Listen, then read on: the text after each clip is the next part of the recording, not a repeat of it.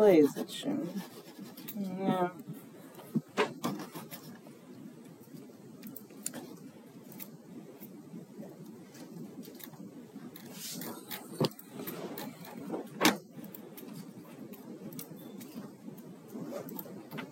There we go. All right, so let's go ahead and get started. So welcome to Chem 104.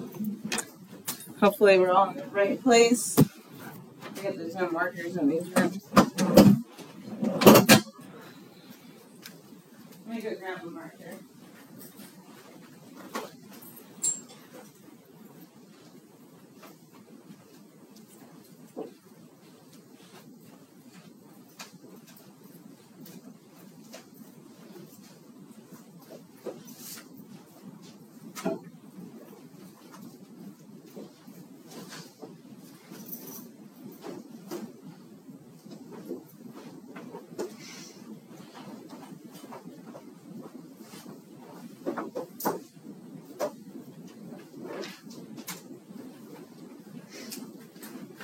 Alright, yeah, I need some more markers. I don't want to do anything.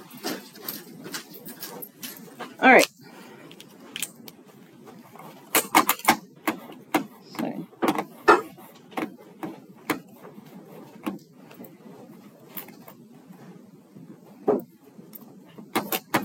There we go.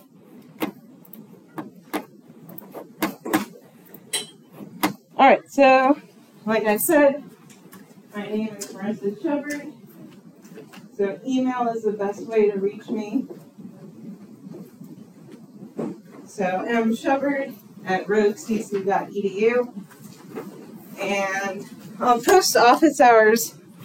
They should be on the syllabus, so let's take a quick tour of Blackboard together. So you go under content. So hopefully you saw the syllabus. So I apologize, I meant to put in all the assignments on the calendar, but that hasn't happened. So please, please, please do not just look at this Blackboard calendar. That will not be accurate. I will try and work on it, but knowing how Blackboard works, it won't happen. And so everything though should be accurate on here. So the important part that you want to care about is the schedule of assignments. And so your first assignment is just going to be a check-in, and that's going to be online, just a quick getting to know you. So that's just participation points, and that's due Wednesday. And then other than that, what will typically happen is that you'll have a homework set, so I'll give those out during recitation. You'll have your quiz during recitation, so obviously we won't have a quiz today, but every other subsequent recitation there'll be a quiz over the previous week's materials. And it'll just kind of flow like that. And then we also start lab this week. So lab starts on Wednesday. So either you have the morning session or the afternoon session. And then, so that'll just be check-in. And then we'll do our first lab, so measurement and mixtures. So I'll probably print this out for you later. And then, so if we go and look at our content. So for the textbook, I'm not too picky about the textbook. Let me pull it up.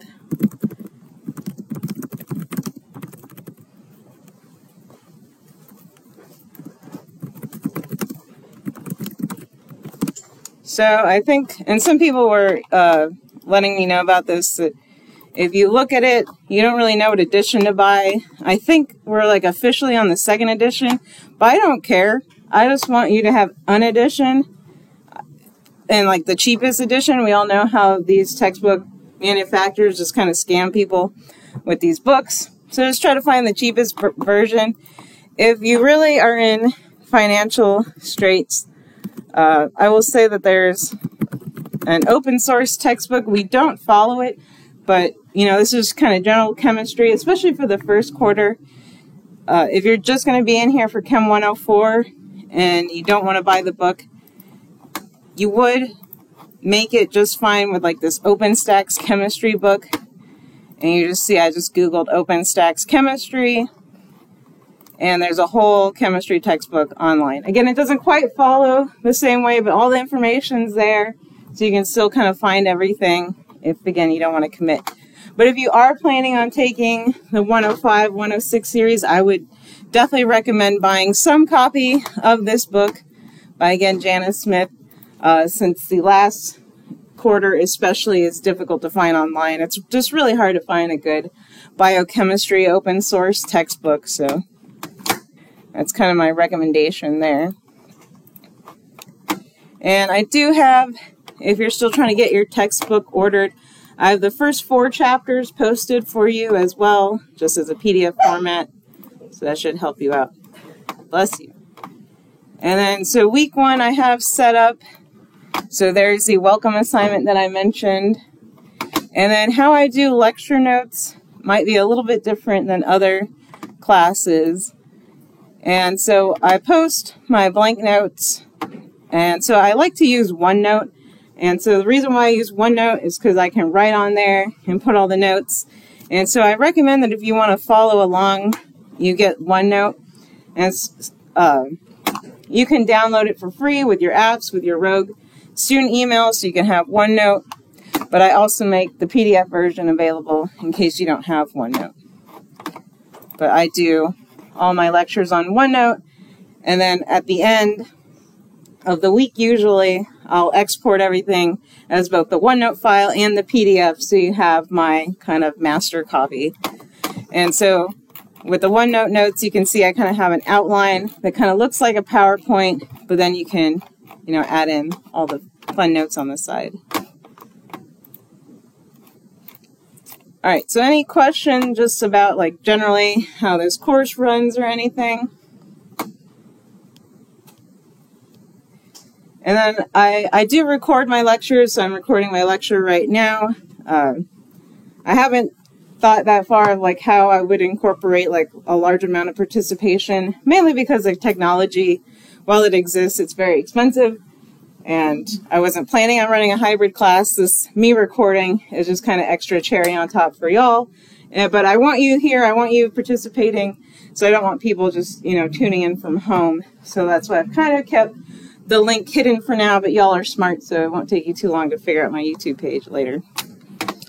All right. Yeah, question. So we can like go back and watch the video? Yes. Okay. Yeah, so I'll post a link, so you should see it on the announcements today after lecture. I'll be, here's a link, and I'll probably post it under, so my plan is to post it under the week 1 lecture notes. So I'll post a link there to the video, since that was popular. All right, let's take attendance.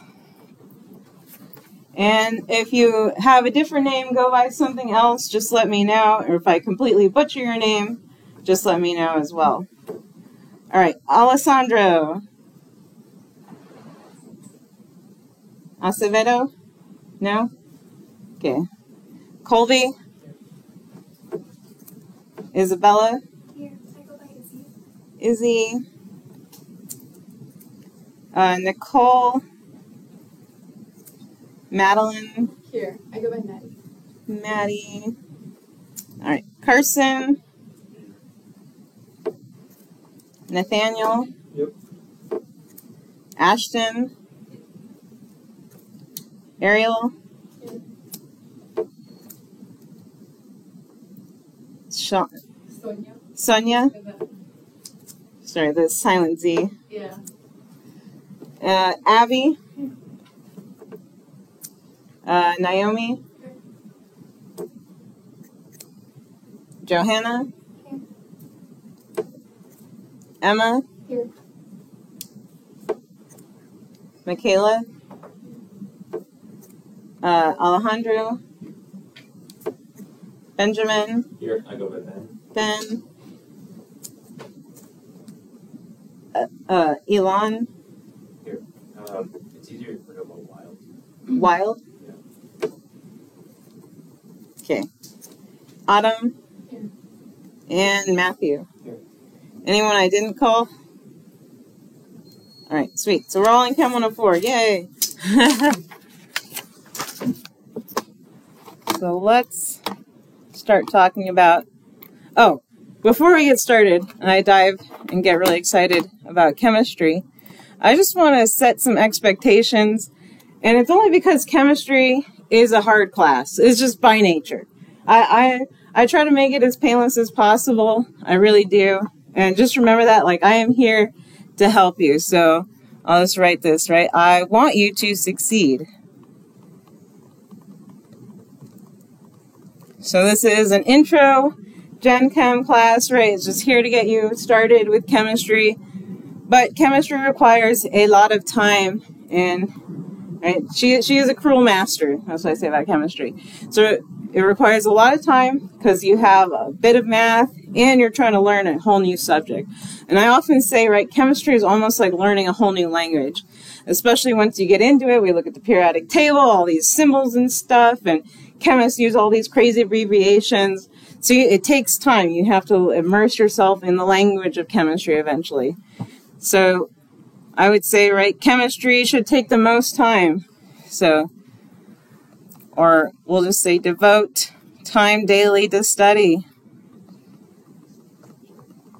So do not let chemistry build up. So chemistry is also cumulative by nature. So even though none of our tests will be officially cumulative, it's just going to, again, that's just the nature of chemistry. Everything kind of builds upon each other.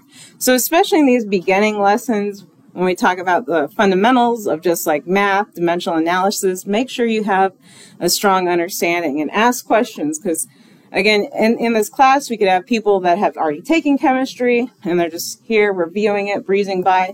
And we can have someone who's never taken chemistry. So there's no dumb questions. Just ask away, get everything clarified. And, you know, again, just study daily. Chemistry takes time. All right, so what is chemistry? Why do we care about chemistry?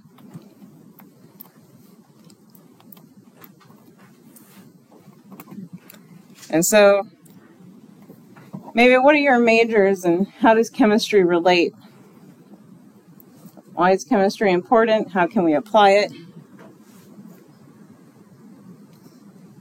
It's the kind of the building blocks of everything. Atoms kind of goes upwards after that. Yeah, so I mean, I like to think so too, but yeah, I like those ideas. So we have like literally our fundamental building blocks of how everything is made. It's made of atoms and chemistry. So yeah, I like to think of it as kind of the central science too, just where it really digs into all these topics, really just laying down those fundamentals. And so what's your major? Yeah. Oh, dental hygiene. So dental hygiene. So how will chemistry help you with that? Because I'll be dealing with a lot of different chemical compounds and makeup.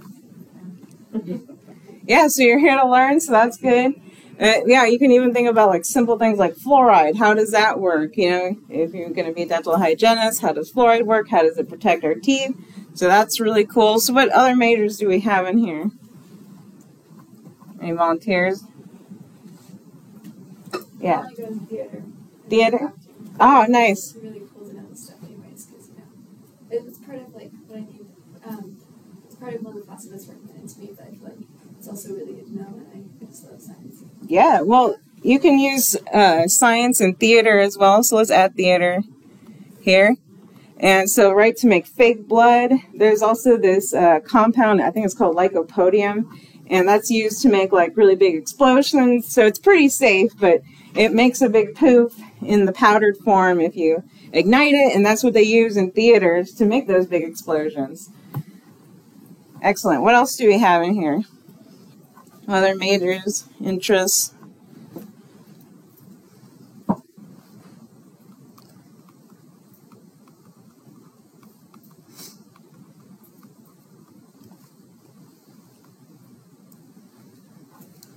See. Who wants to go? You got your hand like kind of up over there. What's your name again? Ariel, I'm undecided about my major. What are your interests then? Why are you taking chemistry? It's a requirement. Yeah. But I do sort of, I do kind of like science. So undecided of like job in the future? Yeah. So it's still science? All right. What else do we have? Computer science. So computer science. So how might you use chemistry or? I'm not sure. I've never taken a chemistry class, but I like math, so I'm here to find out how I'll use it. Well, if you like math, then hopefully chemistry should go well. I guess probably computer science, if you're, doing the programming, you won't do too much of the chemistry, but of course chemistry is used to make all those chips, from the neon lasers. Actually, there's like a neon shortage going on because of the whole conflict in Ukraine, because apparently all the neon is manufactured in Ukraine and Russia, and so they use this neon laser to help make the computer chips, so that's all part of the synthesis. You can also do etching with like hydrogen fluoride to make silicon chips, so at least you'll understand how your chips are made as you program them. All right, other majors or interests or...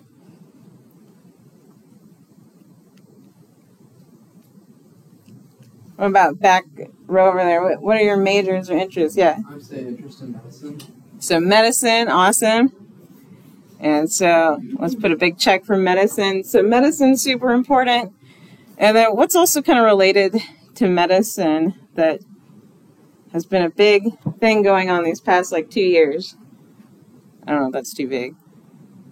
COVID. So COVID, and then what is COVID related to? What industry? Nursing. So maybe it was too big. I was just thinking of big pharma too. Because any time I think of medicine, we're also thinking of drug synthesis and how do you make drugs? Well, all that is organic chemistry. How do you understand how those relates? Obviously, it's really complicated, but a lot of your chemistry is just basic acid-base chemistry in your body. You keep your body close to neutral, and it's kept at a really tight pH so that all those chemical reactions can go on at your body at the correct rate and keep you going. All right. Any other majors that we want to talk about? So food science, we should just talk about this because this is another big money maker. I'll start putting dollar signs everywhere. So ag, so making things grow, developing either pesticides or fertilizers, all that's big money. So many chemists kind of end up in agriculture working for Dow or something. And of course material science. Obviously, chemistry is important, understanding those fundamentals, same with engineering. And then nuclear chemistry, hopefully people are interested in this. Maybe generate some energy. So chemistry can be used, right, in all sorts of things. And we didn't even talk about just regular food, so chemistry is food. I like talking about food and chemistry, so cooking, all that's reactions. So chemistry is everywhere, right? Just like you said, it's our fundamental building blocks, so it can be applied everywhere. And so now let's kind of formalize what we were talking about. And so chemistry is just the study of matter. And so matter is anything that has mass and takes up space. And so in a chemical change, so we'll talk about physical changes and chemical changes, but a chemical change, a substance will be used up and a new one will form in their place. So later we'll kind of look into the details, but we can think of a chemical change as a rearrangement of atoms.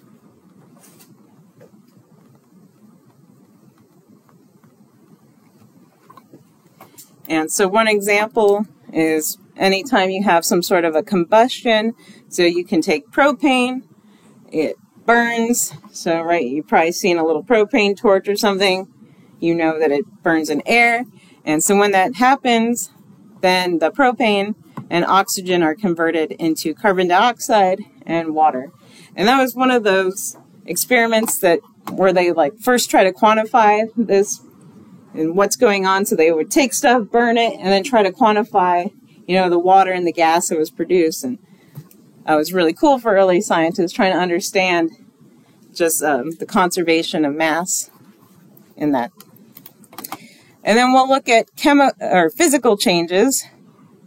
And so in a physical change, matter does not lose its identity, and so it merely changes states. And of course, y'all are probably familiar with this in the sense of water. So water is one of those substances that we can easily observe at all three states. So we see it as ice, and then you can take that ice, take it out from your freezer, and it slowly gains energy to become liquid water. And then let's say you take that water, stick it on the stove, add some heat, and then you can get it to boil to become steam.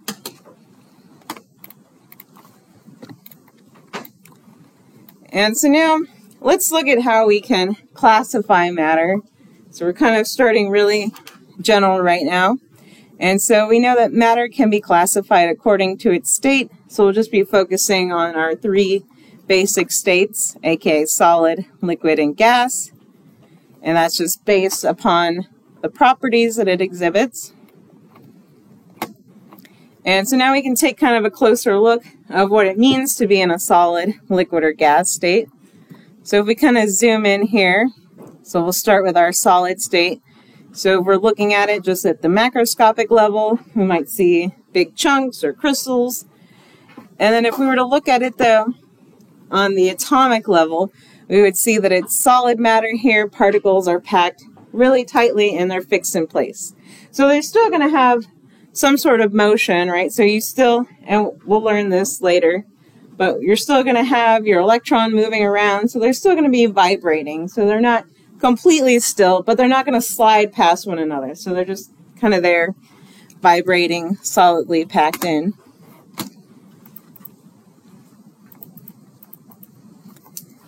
And then as we heat it up, so then you'd be adding energy to this. So now those particles, they're still closely packed, but now they can kind of slide past one another. And so you notice that with the liquid, right? You can kind of swirl the liquid around. You can pour it from one container to the next. And that's again because those particles are just sliding past one another.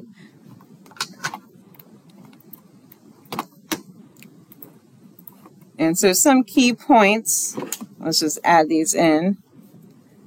So how to distinguish. So solid is going to be fixed volume and shape. All right, so you can't really, I can't mold this, so it's just a solid. And then liquid, we have a fixed volume, but obviously not a fixed shape. So you know liquids again can conform to whatever container they're in. And then last, so once we give it even more energy, now in the gaseous state, so particles are widely spaced, and now they're not necessarily interacting together, and they can kind of expand. So what will we say about a gas?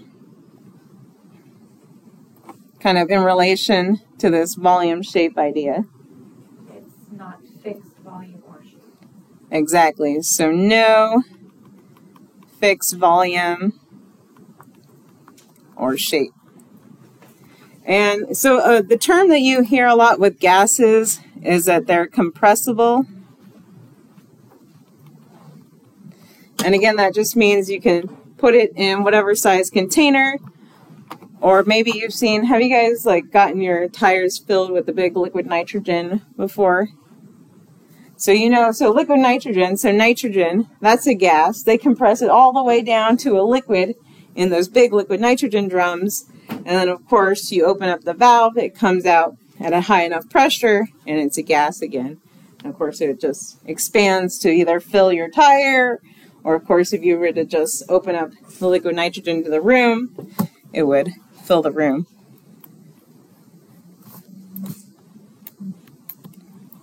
So, any questions so far?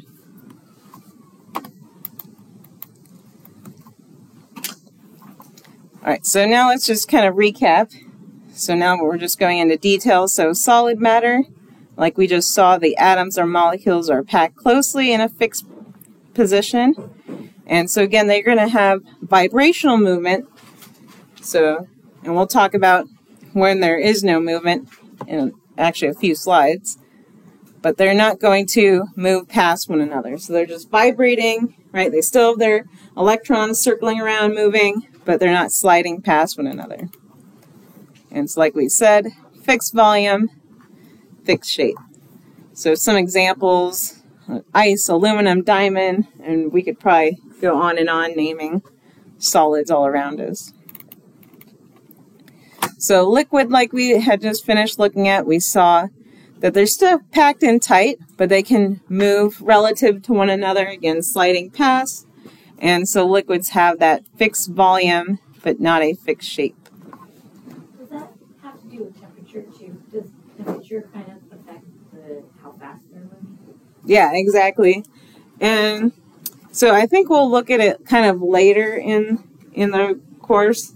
No, it's fine. I mean, that's the thing about intro chem is you're going to be kind of jumping around asking questions. But yeah, so exactly. But let me just draw this out.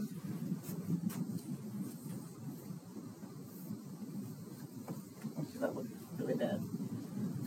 Or I don't know why I'm using the whiteboard. Let's just put extra notes here. So you're right, but I also want to emphasize something.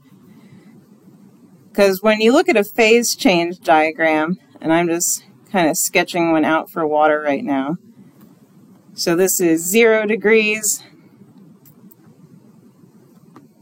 and then 100.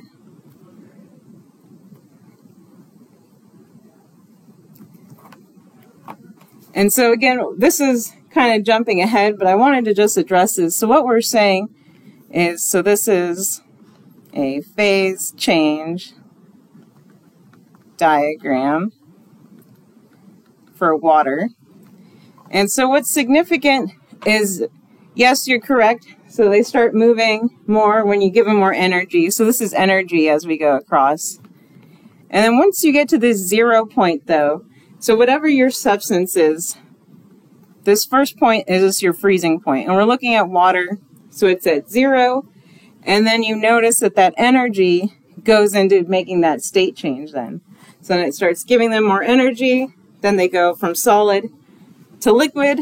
Then that state change occurs. Then you keep adding more energy. And yeah, you can think about it as you add more energy, they start moving faster and faster.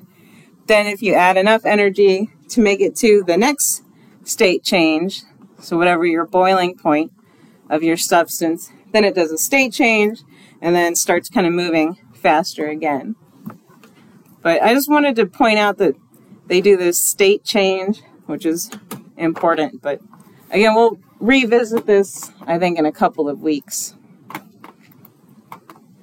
Yeah. When you deal with temperature, are you mostly going to be referring to things in Celsius? Yeah. Always? For the most part. Okay. Just in science. And I mean, it's just like one of those funny things where if I ask you the daily temperature, I want it in Fahrenheit because that's what I understand. But then once we're talking about chemical reactions, it's like my brain is all Celsius because that's just what scientists all use. And sometimes we use Kelvin a lot, so Kelvin comes up like in the math. But and then so gases, just to finish up our recap. So like we mentioned, once we get to the gaseous state, right, we've given them a lot of energy now, so they're moving around a lot. So we said they're free to move relative to one another, and that's what makes gases compressible. And so in comparison, if you have a solid, so if you have, let's just say you had a bunch of salt, and you try to compress it, you wouldn't really get anywhere. But if you took a gas, again, like nitrogen, carbon dioxide, neon, then you'd be able to compress it and change the volume and pressure. So once we've determined kind of the state that the matter's in, then we have to kind of classify it by what is it? Is it an element, a compound, or a mixture? And so now let's go through this flow chart. And so the first thing you have to ask yourself is this particle one type of particle? So let's just start with a substance. let's start with coffee. So everyone likes coffee. Well, maybe not everybody. But so coffee is good. We'll start with our flow chart. And then so is coffee one type of particle? So what's in coffee? Water, beans, milk. So water and then those beans, so then they become like tannins or whatever coffee flavor. So just looking at that, so do we think that it's a pure substance or a mixture? So mixture, so good. And so let's look at mixture for a second here. And so a mixture, so you guys were good at determining what a mixture is. So anytime you have more than two substances, it's considered a mixture. So I'll put two or more pure substances. And then so we look at a mixture and then we have to determine, is that mixture heterogeneous, meaning that it's going to have different components through it, or is it uniform throughout, which would be homogeneous. And homogeneous, I always kind of think, you know, first bite, same as the last. And so we're thinking of, let's just take, you know, our regular cup of coffee. It could have milk in it, that's fine. So would it be homogeneous or heterogeneous? Homogeneous. So excellent. So coffee would be an example of a homogeneous mixture, exactly. So what if we took that coffee, so we're still thinking of coffee, but what if it was a Java chip frappuccino thing? So now, is that a uniform mixture or not? So would it be heterogeneous or homogeneous?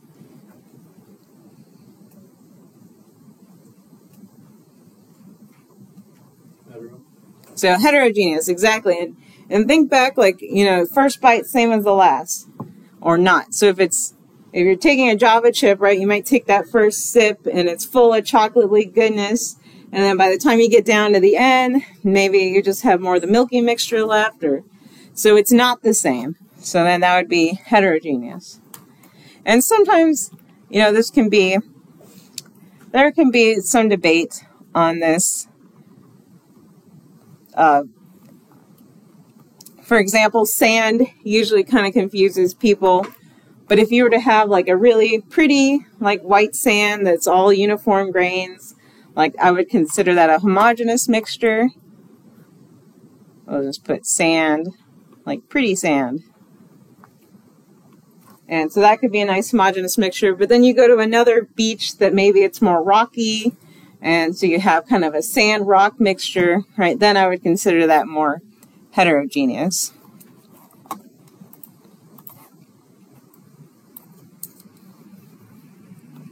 So sand, rock. Any other examples? So let's do homogeneous mixtures. So what other homogeneous mixtures can we think of?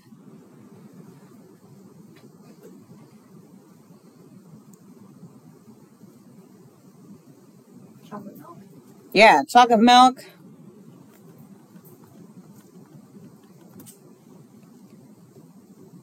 Other mixtures? Beer. Beer.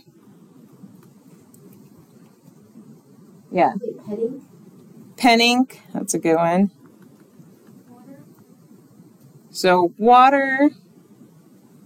So does water have anything else in it? Well, that could be a tricky one. So water, we'll put mineral water. How about that? Or like Dasani water. So water, we'll put Dasani with minerals, just because I want to distinguish. So what else could water be?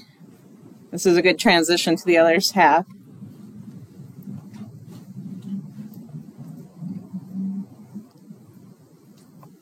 Yeah. Might be like pond water that's like has bacteria and stuff in it. Yeah, but I'm just saying, like, what is water? Like, does it have a formula, chemical formula or something? Yeah. So water, is really considered a compound, but this is why I'm saying, like, the classification thing, you could argue with me, because you could argue, well, water that you drink isn't pure, because that's true. Water that comes out of the tap is filled with minerals, and like I just said, like the Dasani one, especially, like that one says, we put minerals in there, so they add minerals, so that's technically not pure. But usually when we say water, we think of H2O, and so that would be considered a pure substance. So let's look at the pure substance type. And so again, we go back to matter. Is it a pure substance? And so a pure substance basically means, is it an element or a compound? Those are really your only two choices. And then the next part is it separable into simpler substances? If it's no, then it's an element. And if it's an element, it has to be on your periodic table. And if it's yes, then it's a compound. And this compound, the key point here, is defined chemical formula. And so that's why I liked the water example, since we know water has a defined chemical formula. And so again, that will be H2O for water. All right, I'm going to go ahead. I'm going to hand out my gift to you, periodic table. So hang on to this. This will also help you when we go look at these substances, so you can find them if they're on the periodic table. Then you know it's an element. But I also went through the trouble of printing this on cardstock for y'all, so that you can keep it.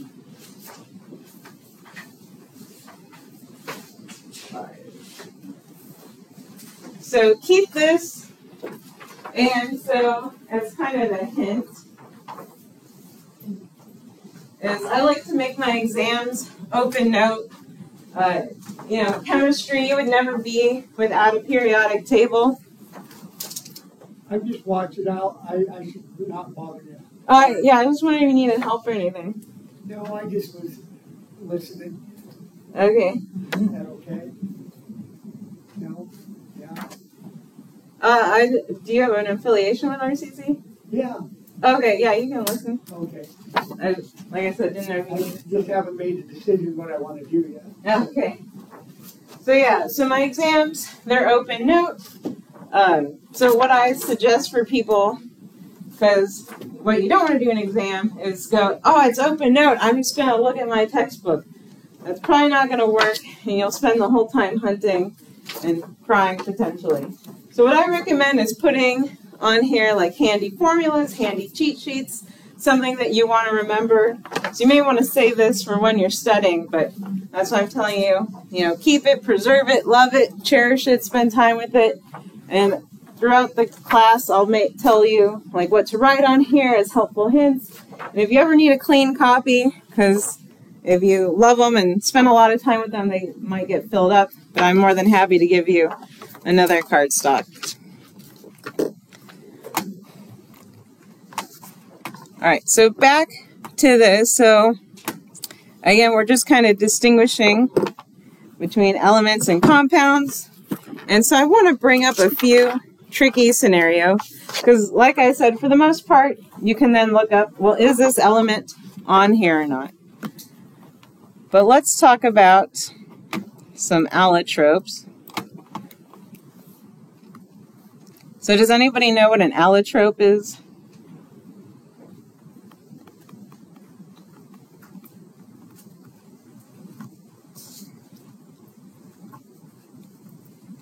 So allotropes are just substances that have different arrangements. So like geometric arrangements. And these are the ones that can confuse people and cause you to think that there's something else other than an element. And so let's start with carbon. Since carbon is kind of the most commonly use example, and you probably know some. So, can you name some substances that are made out of just carbon?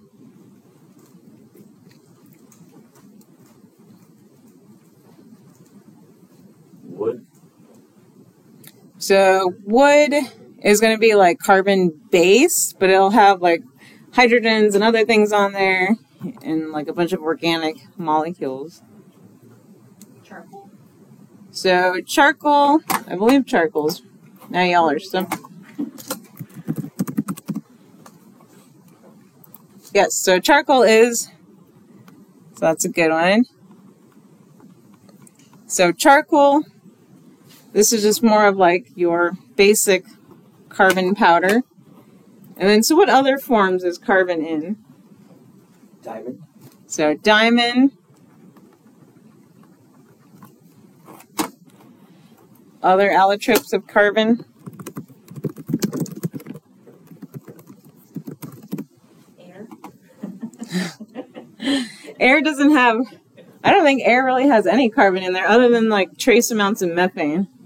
I like these guesses though. Other guesses? What about what you write with? Oh, lead. So lead, also known as graphite.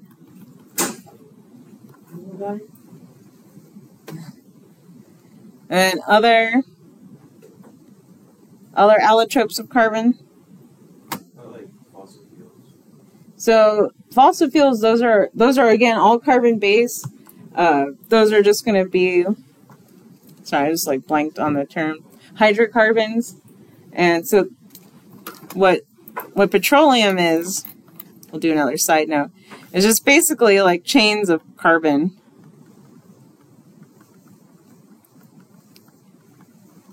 And so technically, I think there's octane in there. 1, 2, 3, 4, 5, 6, 7, 8. So I just kind of drew a cartoony version. But so this would be octane. So carbon-based. It has a bunch of hydrogens in there, so that makes it a compound and not an allotrope. Other carbon possibilities. Have you guys heard of buckyballs? So a buckyball would be another one. So that's C60. Let's pull up. So I know they always say like don't use Wikipedia, but Wikipedia is pretty decent for chemistry and pictures. And so this gives you a nice overall picture of what it means with the allotropes. So again, they're pure elements. They're just made out of carbon.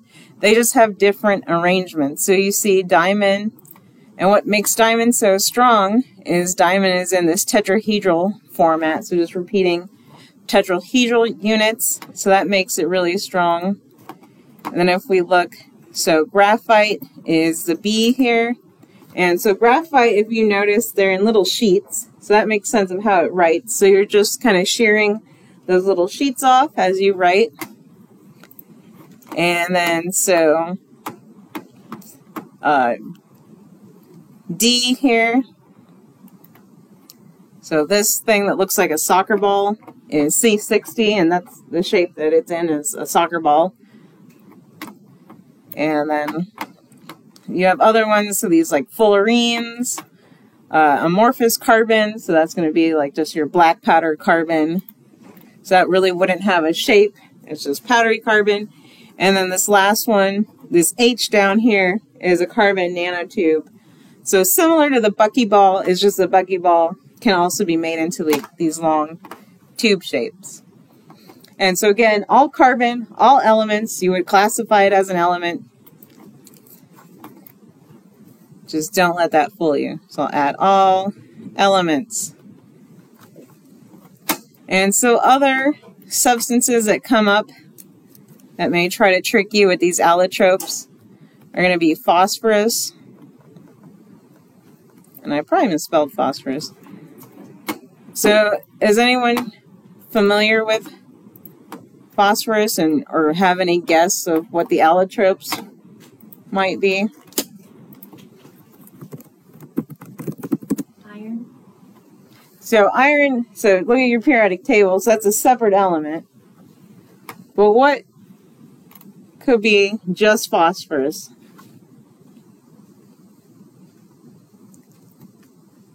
Maybe used in war or something? Oh, is it white phosphorus? Yes. So white phosphorus. And so, let me pull up the Wikipedia article. And so white phosphorus, that's used in war, and there's other variations too. So you have red phosphorus, and so again, they just have differences in structures. Violet and black phosphorus, so you have different allotropes, but like you mentioned, usually the white one is famous.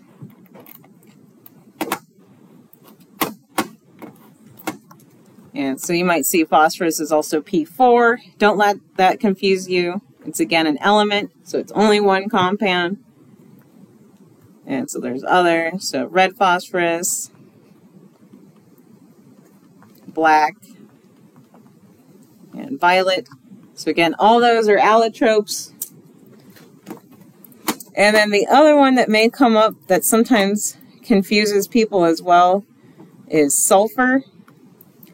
And sulfur is just kind of funny in that in its elemental form, it's really S8.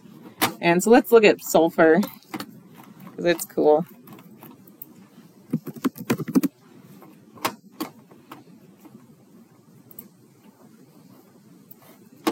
So sulfur is this nice yellow powder here, or a crystal. And so this is what I was looking for. So this is the structure of sulfur. So it would be found in this little cyclical S8 chain. So you can count them up. 1, 2, 3, 4, 5, 6, 7, 8. So 8 sulfurs in a little ring like that. And so if you see it, S8, just know, oh, that's still an element. It still only contains one type of atom in there. All right, so now let's go back to compounds. So we said, so element, right, has to be one type of atom. Can be multiples, right? So we saw that C60, that's still an element, right? It doesn't matter how many there are, just as long as it's one type. And a compound then is again that defined chemical formula. So can we name things that are compounds then?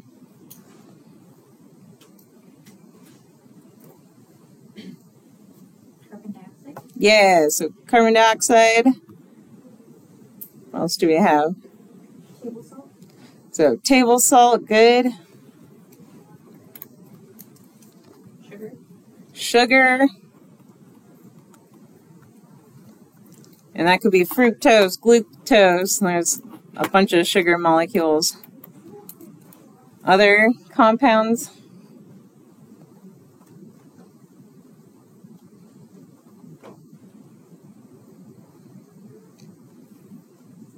Is carbon monoxide? Yep, so that would be another one. So carbon monoxide. Any other ones you want to add on there? Our favorite molecules?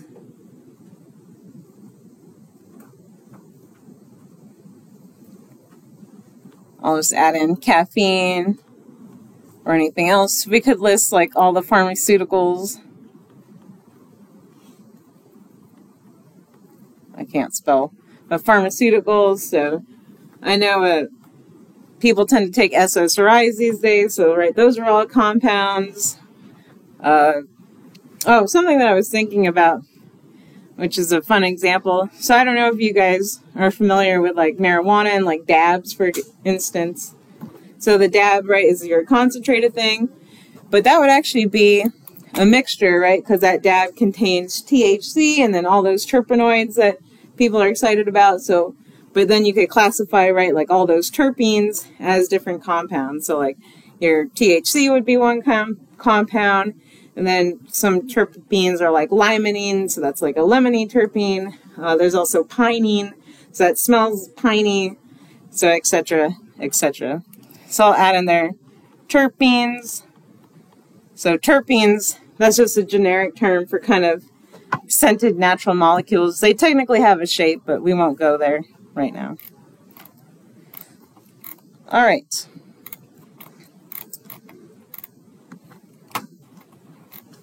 We've kind of belabored this point. So we feel good about homogeneous versus heterogeneous mixtures for now. So I'll leave that on there so you can review that. And then, so another thing to think about in chemistry is always, well, how do we separate things?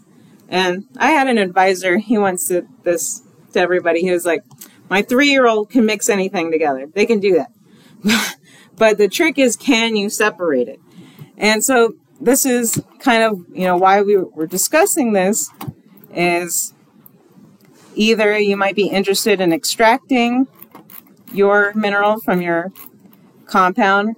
Nowadays they're doing a lot of mining and extracting as they push this green energy, right? Well, that green energy requires minerals for the battery that has to be mined from somewhere. So that's an extraction process. More simply, we can also think about distillations. So distillation, this is just like a common technique to purify substances. It can be as simple as, let's say you can take salt water, put that in there, have some sort of heat source. I would not use an open flame source though, safety hazard. And then heat that up. Then it cools up in here, and then you just have your liquid, and any solids or high boiling things would be left behind. So you could purify salt water like this, get a bunch of drinking water. Obviously this is energy intensive, hence why those desalination plants aren't very popular. But we'll do this in chemistry too, doing simple distillations, or maybe you've done a distillation. I don't know if anybody brews in here or makes their own alcohol, so that would require, distillation. We mentioned petroleum products and crude oil a couple of times, so all that requires distillation, much more sophisticated distillation setup. So they actually have some sort of column distillation, where like each column corresponds to a different boiling point, and they can separate your crude mixture and get out, everything you need, diesel to the lower boiling stuff. All right, so I'm going to try to switch gears and at least start some math. Well, let's take a little story for a second of why do units matter. And so this is a real story. So we have the Boeing Delta II was set to take off on December 11th, 1998. And what happened is, so they found that there was an issue. Yeah, let's read the problem first. So what happened is this vehicle ended up crashing into the surface of Mars. So what happened is, once they reviewed what happened, is that the software that they used to calculate the thrusters was in newtons, so newtons per square meter. And the design team at Lockheed Martin, though, was using in pounds. And so they forgot to convert the units. So they didn't convert to metric. And because of that, it came in too hot, too close to the atmosphere of Mars, and it just burned up, broke. And so I'm not sure how many billions of dollars or millions of dollars was lost in that, right? Just because of units. And so obviously you don't have high stakes like that here, but that's why units matter. Label everything, especially in free answer responses. You could be correct, just I don't know what your unit is. So you have to label, show your work, all that's really important. All right, let's do some let's just see what you think. So the other thing about science is we work with like the incredibly small to the incredibly large. So how do we deal with that?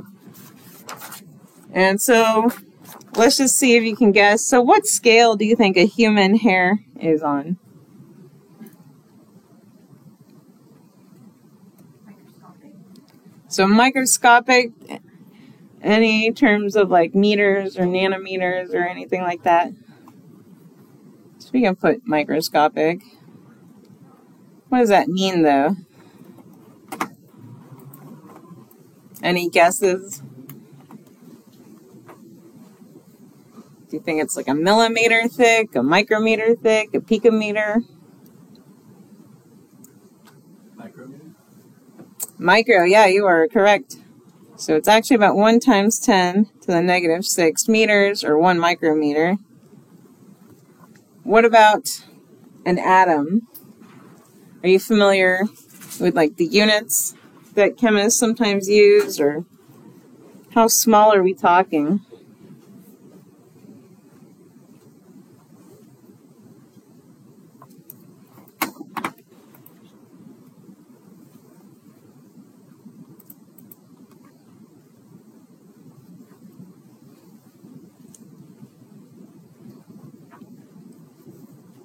No one's familiar with the chemistry unit? So I'll give it away. So a sodium atom is 1 times 10 to the negative 9 meters, which is on the order of nanometers.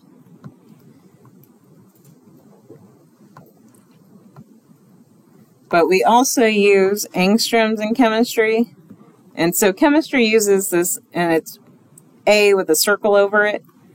And that's 1 times 10 to the negative 10 meters. So anytime you see angstrom pop up, know that that's what they're referring to. So again, we're on that really small scale of either 10 to the negative 10 or 10 to the negative 9, meters or so with our factor. So again, really small. So what about an elephant? Any guesses what an elephant might weigh?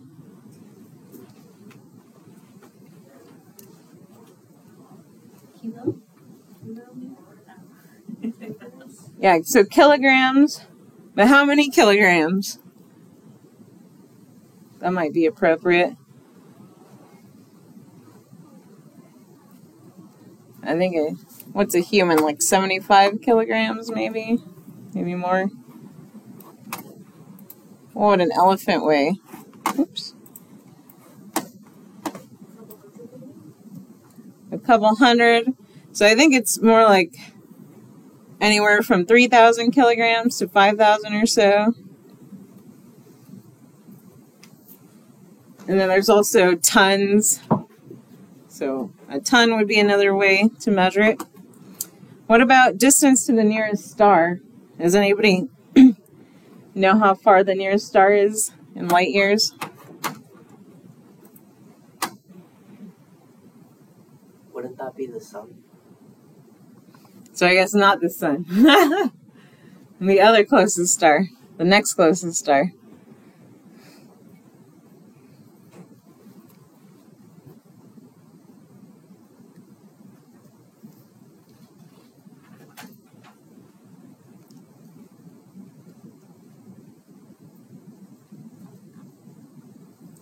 Any guesses or?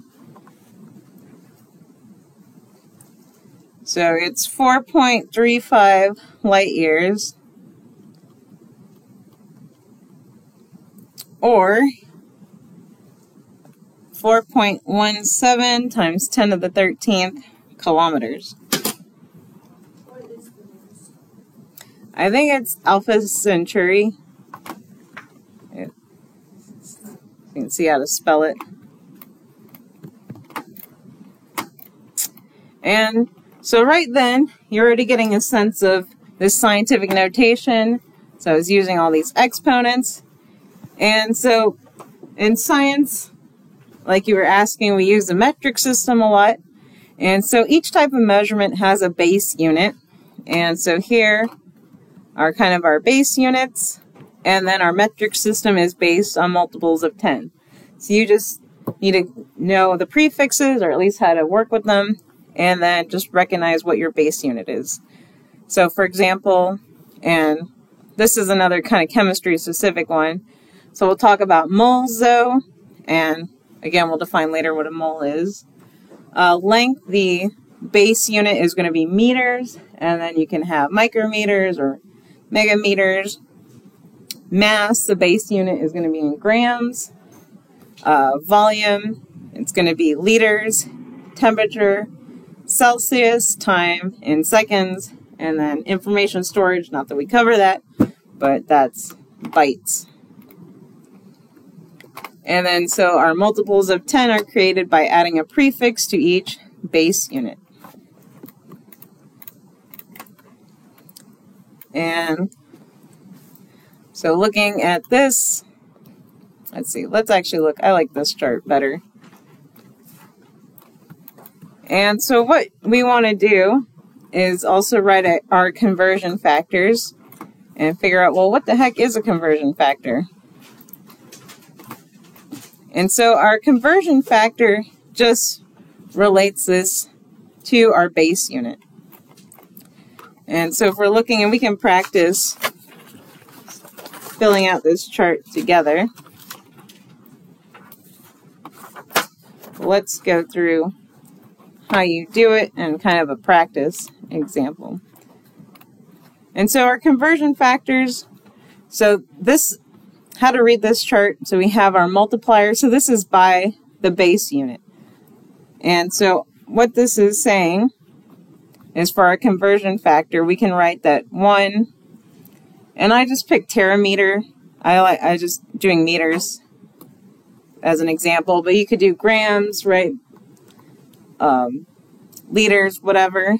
So 1 terameter is going to be 1 times 10 to the 12th meters. So that's all that conversion factor means. Or you can write the relationship the other way. So this means 1 times 10 to the 12th meters is equal to 1 terameter. And so let's set up our math for a second. And what I want to do, I'm going to go back here. I want to keep it clean on that chart. And so our conversion factors, they just relate two units together. So we could also have different sort of conversion factors, right, of inches to centimeters or so forth. Well, let's just look at our metric ones. And so let's do our problem. So convert 5.67 meters to millimeters. And so bear with me. So again, this may be trivial for some. Some people may be seeing this for the first time. But I want to point out how to kind of do it with this conversion factor really properly. So we'll start with what we know. So we're starting with 5.67 meters. And I'm just putting it over 1 as a formality so I can kind of set it up with my conversion factor and have a fraction and have it look pretty. And so then we want to find, well, how do I relate meters to millimeters? And so I'll encourage you to go home tonight and finish up this chart, whatever we don't get done, and we can check it on Wednesday. But right, so we have our milli factor. So this is times the base unit. But this is where things can kind of get funky. So if it's times the base unit, this is saying that 1 millimeter, right, is equal to 1 times 10 to the negative third meters. Or, so you can use these conversion factors, and I'll write in the other one. So it's fine to, again, use these conversion factors with negative exponents, but for some people, it might just be easier to focus on positive exponents. And so what you can do mathematically is just think about multiplying each one of these by 1, And that means we're going to do, so 1 millimeter over 1 times 10 to the negative third meters, multiply it by 1 times 10 to the third over 1 times 10 to the third, right, to get rid of this factor. So that cancels, and that gives you this answer right here. So that's how they got the positive exponents. So now that's saying 1,000 millimeters equals 1 meter. And then always do a logic check. So, okay, I'm looking at millimeters. They have a negative exponent. That means they're tiny, so they're smaller than my base unit. And so that means it's going to take a lot of them to get to my base unit. So now you can kind of check yourself. Okay, this makes sense that I have a lot of my small unit. So 1,000 millimeters gives me 1 meter. And so now that we have our conversion factor, so again, you're more than welcome to choose these with the negative exponents. It doesn't matter. But then we want to just pick our right conversion factor. And so the other thing about the conversion factor is we want millimeters at the end. So that means meters has to cancel out, right? So that means I want something with meters on the bottom, millimeters on top. So if I go back to my conversion factor here, I can look at kind of my two choices. And okay, I needed millimeters on top. That's right, meters on the bottom. So then we know, okay, I should pick this one. No, just 1,000 millimeters is equal to 1 meter. And now, so we can go ahead and plug this in. And I knew I forgot one little thing.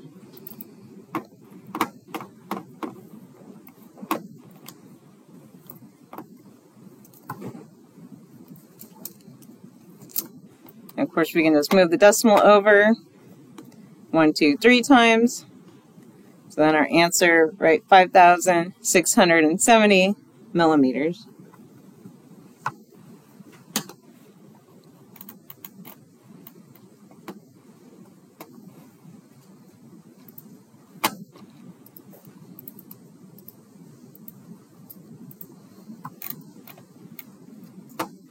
Right, so any questions on that so far? Let's do another. So let's go through some of our conversion factors. So let's look at micro. Let's hopefully I didn't confuse anybody with these negative exponents. So for micro, so micro is 1 times 10 to the negative 6 times our base unit. So again, we could either go 1 times 10 to the 6 micrometers then is equal to 1 meter. So that would be, again, the same thing. Or, so we can always write the reverse depending on which way we're going. And if you, again, wanted to keep it with the negative exponents, you could say 1 times 10 to the negative 6 meters is equal to 1 micrometer. Or the reverse, so, or 1 micrometer is equal to 1 times 10 to the negative 6 meters.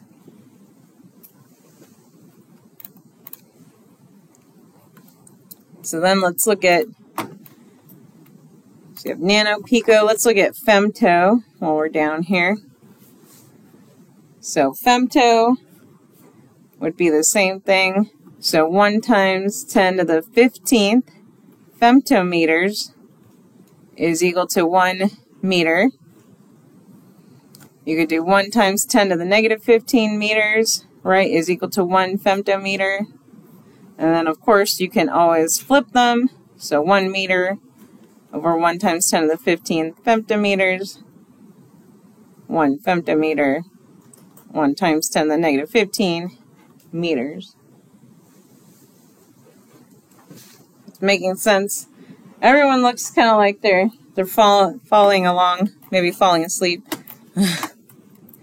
And then let's look at giga and some of these other ones again, just so we're all on the same page.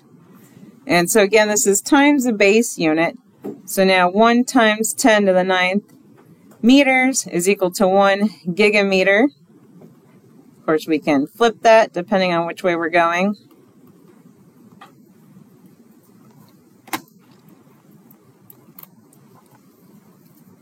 And let's do the same for mega.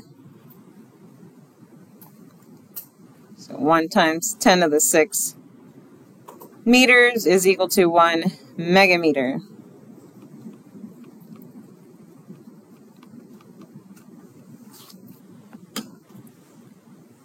And then you can probably follow the pattern and fill in for kilo.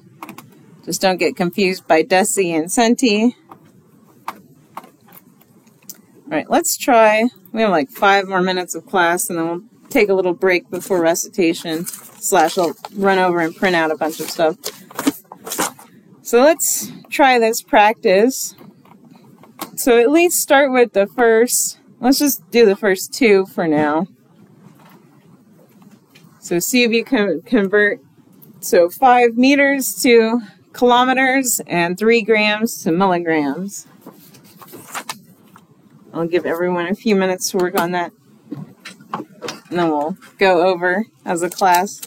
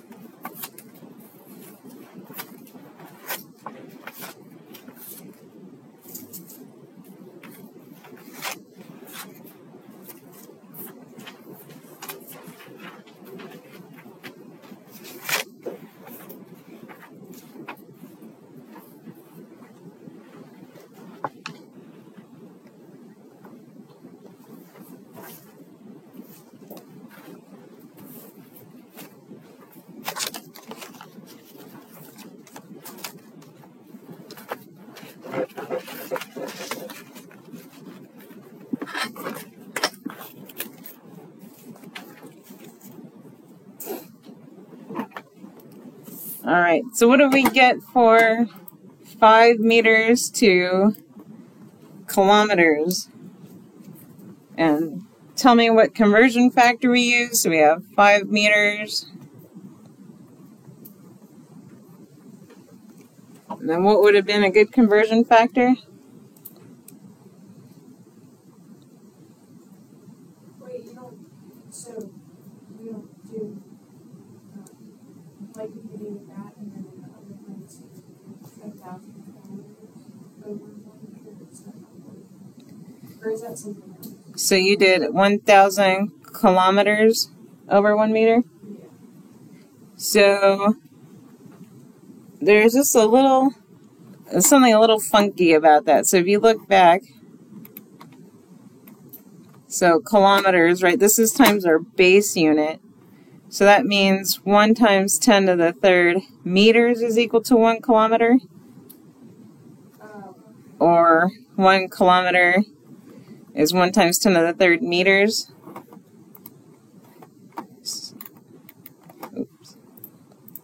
So I liked what you were thinking in that it should be kilometers over meters, so you recognize that. But then it's just the conversion factor doesn't match. So 1,000 kilometers, that's way too big. So let's fix that. So let's just...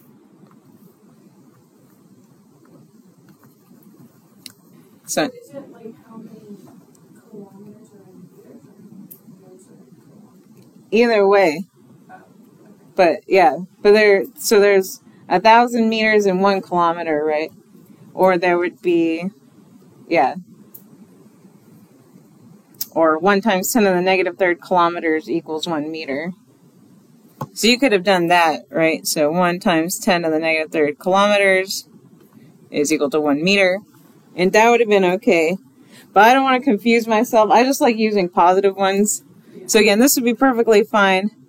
But I personally picked 1 kilometer over 1,000 meters.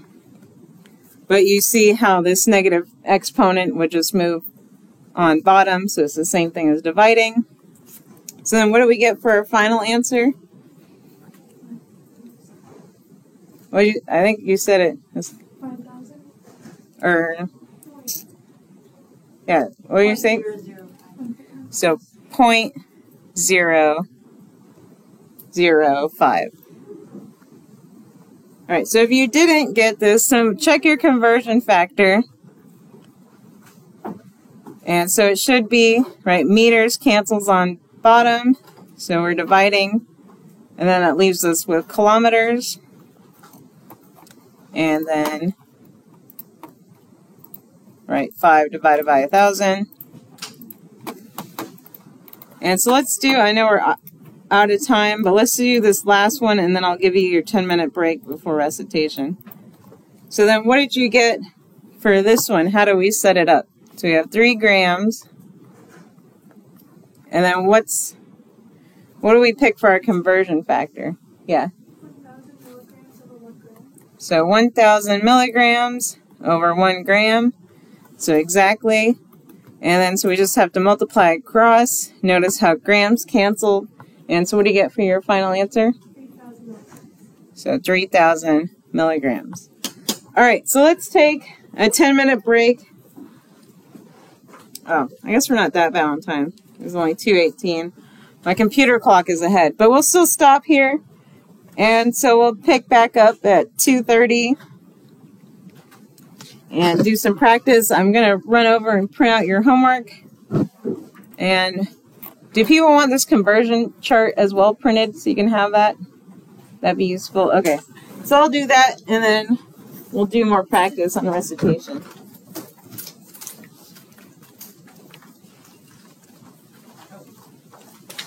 I just stopped my streak. And ending class.